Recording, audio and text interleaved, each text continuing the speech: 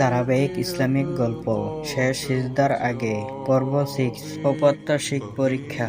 জীবন যখন বদলাতে শুরু করে তখনই যে পরীক্ষা আসে।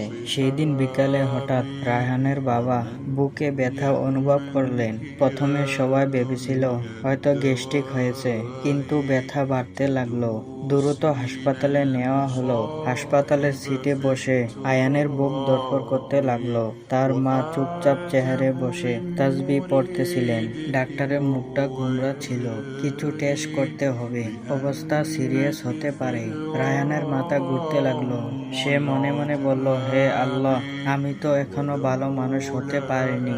আমার বাবাকে তুমি সুস্থ করে দাও। হাসপাতালের এক কোনায় ছোট্ট নামাজের জায়গা ছিল। সে সেখানে গিয়ে দাঁড়ালো। এই প্রথমবার তার দোয়া শুরু নিজের পরিবর্তনের না, বাবার জীবনও জড়িয়ে গেছে।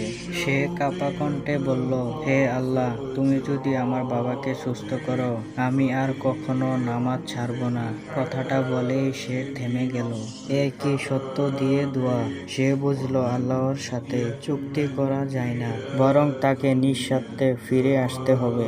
সে আবার বলল, হে আল্লাহ, তুমি যা ভালো মনে করো তাই করো, শুধু আমাকে ধৈর্য ধরার শক্তি দাও। কয়েক ঘন্টা পর ডাক্তার বের হলেন। আলহামদুলিল্লাহ, বড় কিছু না, প্রেসারের জার্নিং সমস্যা, এখন বিপদ মুক্ত। আয়ানের চোখ দিয়ে অশ্রু গড়িয়ে পড়তেছে। সে বুঝলো জীবন কত অদ্ভুত। সেদিন রাতে হাসপাতালের সামনে বসে সে একা আকাশের দিকে তাকিয়েছিল। মনে হচ্ছিল আল্লাহ তাকে আরেকটা সুযোগ দিয়েছেন। কিন্তু সামনে যে পরীক্ষা আসতেছে সেটা শুধু অসুস্থতা না, বিশ্বাসের পরীক্ষা। আয়ান কি সত্যি বদলে যাবে, নাকি আবারও আগের মতো চলবে? জানতে হলে অপেক্ষা করো পরবর্তী পর্বের জন্য। পর্ব 7 খুব শীঘ্রই আসতেছে।